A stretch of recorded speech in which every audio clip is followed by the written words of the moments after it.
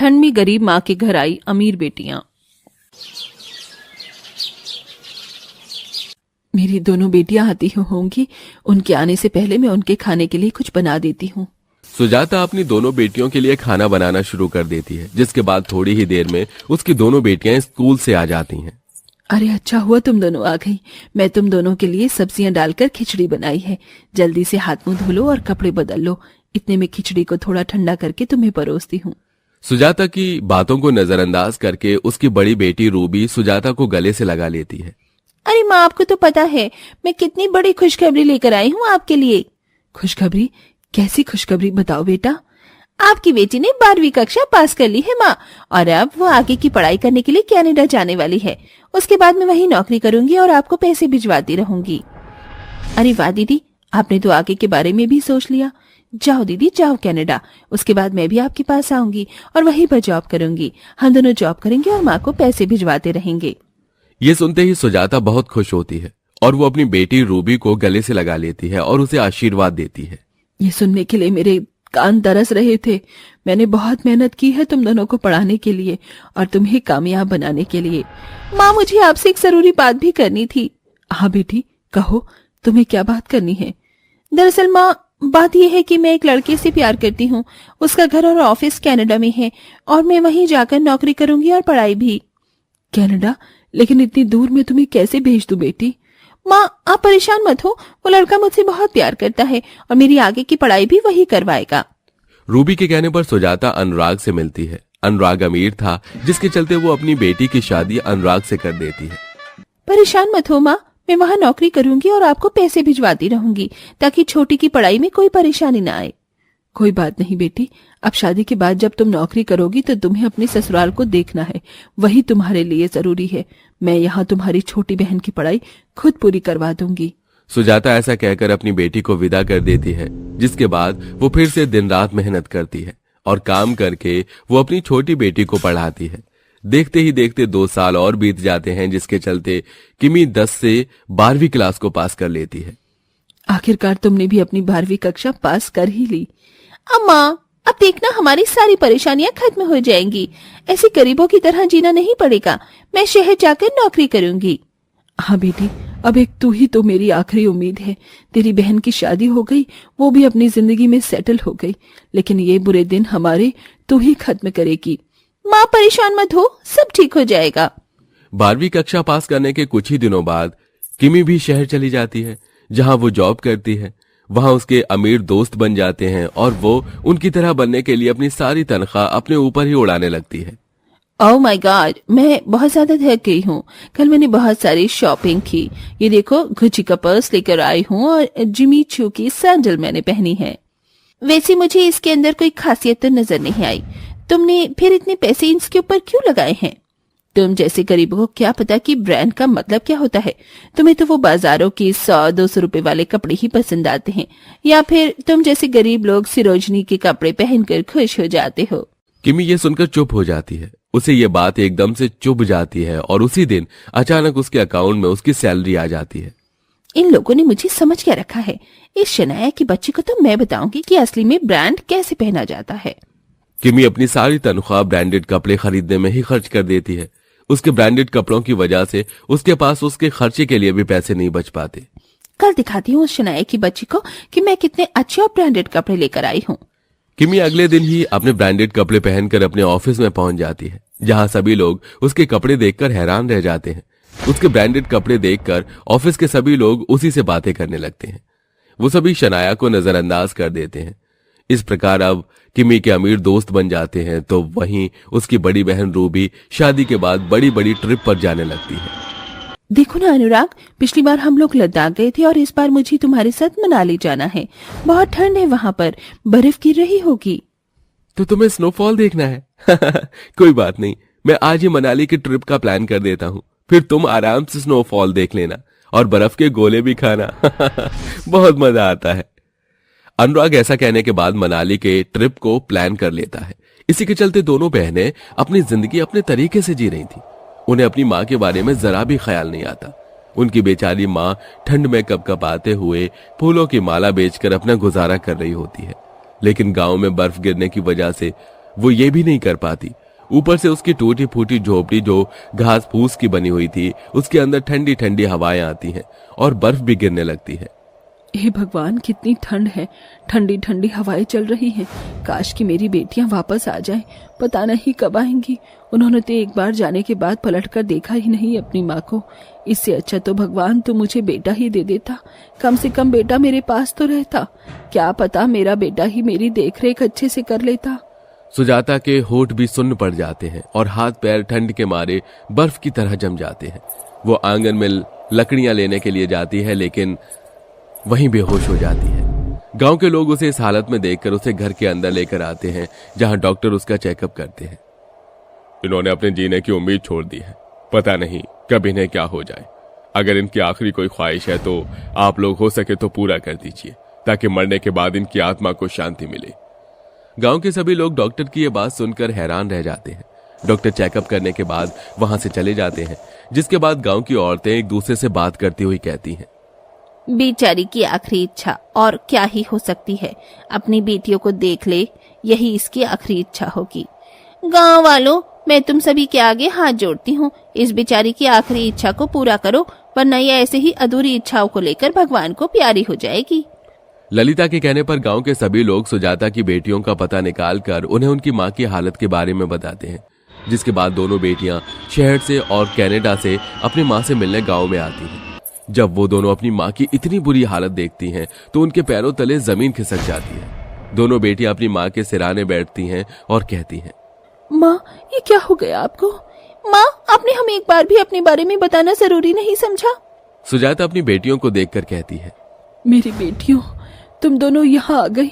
मुझे तुम्हारा ही इंतजार था। तुम्हारी शक्ल देखने के लिए मेरी आंखें तरस रही थी।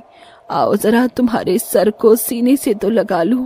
बिस्तर पर लेटे हुए ही सुजाता अपनी दोनों बेटियों को अपने सीने से लगा लेती है, जिसके बाद वो उन्हें बहुत प्यार करती है। अपनी माँ का यह प्यार देखकर उन दोनों को अपनी गलती का पछतावा होता है। आपने हमारे लिए इतना संघर्ष किया, हमें पढ़ाया लिखाया, लेकिन अपने लिए कभी एक स्वेटर तक नहीं खरीदा और हमारी पढ़ाई में सारा पैसा लगा दिया। हमें कभी किसी चीज की कमी नहीं होने दी। हमें फर्श से अर्श तक पहुंचाया और हमने आपके लिए कभी कुछ नहीं किया। हाँ दीदी, बिल्कुल सही कह रही हैं आप। आपने अपने बारे में तो कभी सोचा ही नहीं, और हम इतनी बड़ी बेवकूफ बेटियां हैं जो अपना फायदा होते ही आपको छोड़कर यहाँ से चली गईं। काश हमने आपके बारे में थोड़ा भी सोच लिया होता तो आज आपकी ये हालत न होती। मेरी प्यारी बेटियों, अपने आप को दोष मत दो। तुम तो मेरी फूल जैसी बेटियां हो। तुम अपनी जिंदगी अपने तरीके से जी रही हो। मुझे और क्या ही चाहिए था। तुम दोनों कामयाब हो गई हो, बस इसी बात की मुझे बहुत खुशी है।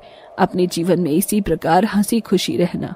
सुजाता इतना कहते ही उसी समय अपने प्राण छोड़ देती है, जिसके बाद वो भगवान को प्यारी हो जाती है। किमी और रूबी दोनों फूट फूट कर रोती रह जाती हैं, जिसके बाद वो अपनी माँ का अंतिम संस्कार करती हैं। उन्हें अपनी माँ के आखिरी वक्त पर अपनी गलतियों का एहसास हो जाता है, जिसके बाद वो वापस शहर और कनाडा जाकर अपनी जिंदगी अपने तरीके से जीने लगती हैं। माँ, रोटी बन गई तो मुझे जल्दी दे दो ना। ओए नानो, तू चुप करके बैठ जा। माँ, तुम पहले रोटी मुझे देना, बहुत भूख लगी है। दोनों बच्चे आपस में झगड़ने लगते हैं। असल में पप्पू के गरीब परिवार में आज 2 दिन बाद चूल्हा जला था। इतने में एक अनाउंसमेंट होता है। सुनिए सुनिए सुनिए, मौसम विभाग ने जारी किया है कि अगले 2 दिनों तक तेज आंधी, तूफान, बारिश और बर्फबारी भी होने वाली है। सभी ठंड में अपने घर में ही रहें। सुनिए सुनिए सुनिए। माँ, रोटी दो ना, भूख लगी है। इस खबर की चिंता से रूपा नोनू को थप्पड़ लगा देती है। नोनू जोर जोर से रोने लगता है। माँ, दादी माँ ने मुझे मारा। अले ले ले, मेरे बच्चे रोते नहीं। बहू, तुझे बेचारे बच्चे पर हाथ उठाकर क्या मिल गया? फिर क्या करूं माँ जी? आपने सुना नहीं, अभी अनाउंसमेंट वालों ने क्या ऐलान जारी किया है? हमारा ये घर इस कच्ची कॉलोनी में है, वो भी जमीन के इतने गहरे में। कब से कहा था मैंने इन्हें मिट्टी सीमेंट भरवाकर घर ऊंचा करवा लो। अब अगर बारिश आएगी तो हम सभी इस ठंड में बेघर हो जाएंगे। मेरे बच्चे क्या इस सर्दी में सड़क पर रहेंगे? रूपा, मैं कोशिश कर रहा हूँ। अरे खाक में गई तुम्हारी कोशिश। तुम खुद ही देख रही हो, इस ठंड में मेरे पास काम धाम नहीं है। मुझे पता है कैसे करके मैं ये 2 वक्त की रोटी कमा रहा हूँ। मैं भी चाहता हूँ कि मेरे परिवार में सिर पर एक पक्की छत हो। एक गरीब की सारी जिंदगी रोटी कमाने में ही निकल जाती है। रोटी, कपड़ा और मकान की कीमत भला किसी गरीब से अच्छा और कौन समझ सकता है। देखते देखते शाम ढल जाती है और जोर जोर से बादल गरजने लगते हैं। मूसलाधार बारिश होने की लगती है और पानी तेजी से उनके घर में घुसने लगता है। हे भगवान, ये बारिश तो रुकने का नाम ही नहीं ले रही है। घर में पानी बढ़ता ही जा रहा है। अरे ऊपर वाले, क्या तुझे हम गरीबों की हालत पर तरस नहीं आ रहा? अरे क्यों हमें बेघर करना चाहता है इस ठंड में? तभी तेज तूफान से घर का आधा हिस्सा टूटकर गिर जाता है, जिसका टुकड़ा नोनू के सर पर लग जाता है और उसके खून बहने लगता है। माँ, चोट लग गई। नोनू मेरा बच्चा। माँ रूपा, ये घर किसी भी वक्त ढह सकता है। हमें घर खाली करना होगा। जैसे ही वो सभी घर से निकलते हैं, उनका घर पूरी तरह से उनकी आंखों के सामने ही टूटकर बिखर जाता है। एक ही झटके में उस गरीब का परिवार बेघर हो जाता है।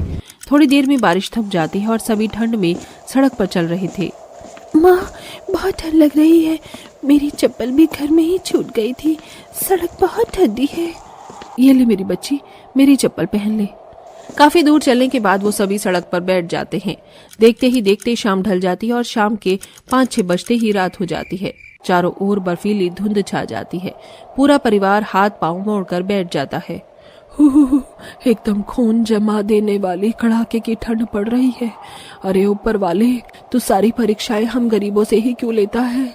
गरीबी भी हम गरीबों को दिखाता है, बेघर भी हमें ही करता है। देखते ही देखते रात बीत जाती है और बर्फ पड़ने लगती है। ठंड के मारे दोनों बच्चों के दांत किटकिटाने लगते हैं। माँ, पिताजी घर चलो ना, इस सड़क पर बहुत सर्दी लग रही है। हाँ माँ, घर चलो ना। देखो मेरे हाथ पैर कितने ठंडे पड़ गए हैं। इतने में एक बुलेट से पुलिस वाला वहां आता है और सड़क पर सोए गरीब लोगों को लाठी मार मार कर भगाने लगता है। उसी सड़क पर एक 70-80 साल की बुढ़िया फटा चिटा कंबल ओढ़े सोई हुई थी। पुलिस वाला लात मार कर उसे उठाता है। ए बढ़िया, चल उठ, चल, अबे चल उठ। अबे उठती है कि तुझे भी खर्चा पानी दूं? ये ले। हे ईश्वर, क्यों हूँ दरोगा बाबू? तुम्हारी लाठी क्या हम जैसे गरीब मजलूमों पर ही चलती है? बस कभी जाकर अमीरों का गिरेबान क्यों नहीं पकड़ते? साली बुढ़िया तेरी तो। अरे रुक जाओ साहब, अरे क्यों बेचारी अम्मा पर अपनी ताकत का जोर आजमा रहे हो? अरे साले, तू है कौन बे? इसका मसीहा? एक तो तुम गरीब लोग सड़क पर जम जाते हो, इसे क्या बाप की जागीर समझिए? चलो उठो और भागो यहाँ से। चलिए अम्मा जी, हमारे साथ आ जाइए। हालातों की सताई बुढ़िया भी अब गरीब पप्पू के परिवार का हिस्सा बन जाती है। वो अमीर लोग महंगी रजाई में अपने बड़े बंगले में सो रहे थे। वहीं दूसरी तरफ वो गरीब बेघर परिवार उस कड़ाके की ठंड में ठिकाने की खोज में आधी रात में भी सड़क पर भटक रहा था। पूरी सड़क बर्फ से सफेद हो गई थी। अब ठंड 4 गुना बढ़ गई थी। सभी की हिम्मत जवाब दे रही थी। तभी गुड़िया बीच सड़क पर गिरकर बेहोश हो गई। माँ, गुड़िया दीदी। गुड़िया मेरी बच्ची, आंखें खोल। अजी देखो ना, मेरी बेटी कुछ बोलती क्यों नहीं? चुप हो जाओ रूपा, हिम्मत रखो। तभी सभी का ध्यान सड़क पार एक कूड़ेदान के खाली कंपाउंड में जाता है, जहाँ एक टूटा फूटा पाइपलाइन पड़ा था। अरे बेटा, वो देख, वहाँ एक पाइपलाइन है, चलो वहीं चलते हैं। लाओ रूपा, गुड़िया को मेरी गोद में दो। पूरा परिवार पाइपलाइन में बैठ जाता है। रूपा रो रो कर काफी देर तक गुड़िया का हाथ पैर मलती है। देख बेटी, बच्ची होश में आ गई। रूपा गुड़िया को गले से लगाकर और भी ज्यादा फुट फुट कर रोने लगती है। गुड़िया मेरी बच्ची, तू ठीक है ना? मुझे लगा मैंने तुझे खो दिया। दादी माँ, अब हम यहीं रहेंगे? हाँ बेटा, अब यही हम गरीबों का घर है। तभी बूढ़ी अम्मा के पास रोटी देखकर नोनू कहता है, बूढ़ी दादी, मुझे भूख लगी है, आप मुझे आधी रोटी दोगी? हाँ बेटा, ये ले, तू खा ले ये। गुड़िया तू भी खा, भीख में मांगी हुई थी, आधी खाई थी, आधी बचा ली। सभी जैसे तैसे सो जाते हैं, मगर सुबह तक बूढ़ी अम्मा इस दुखदाई दुनिया को छोड़कर जा चुकी थी, जिसकी जिम्मेदारी सिर्फ गरीबी और ठंड का कहर ही था, जिसे देखकर सभी का दिल दहल गया। माँ, बुढ़िया दादी कैसे मर गई? दोनों, बूढ़ी दादी को ठंड लग रही थी, उनके पास घर भी नहीं था, वो सड़क पर ठंड में सोती थी ना, इसीलिए मर गई। गुड़िया दीदी, हमारे पास भी तो घर नहीं है, फिर तो हम जब भी ठंड से मर जाएंगे। मासूम नोनू के इस बात पर पूरे परिवार का दिल रो पड़ा। सभी की आंखों से टप-टप आंसू गिर रहे थे। नहीं मेरे बच्चों, मैं तुम सबको कुछ भी नहीं होने दूंगा। मैं घर बनाऊंगा। माँ, रूपा, मुझे तुम दोनों का साथ चाहिए। हाँ मेरे लाल, मैं तेरे साथ खड़ी हूँ इस हालत में भी। अजी, मैं भी आपके साथ हूँ, हम अपना घर बनाएंगे। इसके बाद पप्पू, गोमती और रूपा तीनों लगकर कड़ाके की उस ठंड में कंपाउंड के कचरे के जगह की सफाई करते हैं। माँ, रूपा, आप दोनों जल्दी से घास फूस इकट्ठा करो, तब तक मैं लकड़ियां काट कर लाता हूँ। पप्पू इधर उधर से लकड़ी काट कर लाता और दोनों सास बहू घास फूस जमा करती हैं। मेरा तो बिल्कुल भी हाथ पांव नहीं चल रहा। बहू, सूरज भी मुंह नहीं दिखा रहा कि थोड़ी राहत मिलती। फिर उसी समय पर कड़ाके की ठंड में मेहनत करके झोपड़ी बनाते हैं और चारों तरफ फूस लगाते हैं, जिससे उनका घर एकदम मजबूत हो जाता है। आओ बच्चों, देखो बन गया हमारा घर। अरे वाह माँ, हमारी झोपड़ी कितनी सुंदर है। पर अगर ये भी हमारे पुराने घर की तरह टूट गई तो हम फिर से सड़क पर आ जाएंगे। नहीं गुड़िया, इस बार मैं इस घर को टूटने नहीं दूंगा। रूपा, वो तिरपाल देना। पप्पू झोपड़ी के ऊपर भी तिरपाल बांध देता है। माँ, रूपा, बच्चों देखो, बन गया हमारा घर। अब हम बेघर नहीं हुए। ऐसा बोलकर पप्पू अपने आंसू पोंछता है। फिर सभी झोपड़ी में आते हैं। माँ, दादी माँ, हम सोई सोई कहाँ करेंगे, बिस्तर तो है नहीं। अले ले, अभी दादी माँ अपने प्याले से राजकुमार के लिए बिस्तर बनाएगी। बहू, मुझे वो सारी फूस दे दे, मैं चटाई बना देती हूँ। फिर 2-3 घंटे लगाकर गरीब गोमती एक मोटी सी चटाई बीनती है, जिस पर पूरा परिवार सोता है। मगर जैसे दोनों बच्चे मुंह खोलकर खाना मांगना चाहते हैं। मैं जानता हूँ मेरे बच्चों, तुम दोनों को भूख लगी है ना। मैं कैसे भी करके कल तुम्हारे लिए खाना लाऊंगा। ठीक है पिताजी, हम एक दिन और भूखे हो जाएंगे। अगले दिन भगवान का नाम लेकर पप्पू काम ढूंढने निकलता है, जहां उसे मजदूरी का काम मिल जाता है, जिससे वो राशन पानी खरीद कर लाता है और सभी कई दिन बाद रोटी खाते हैं। थोड़े दिन बाद पप्पू अपनी माँ, बीवी, बच्चों के लिए स्वेटर और कंबल भी खरीद लेता है।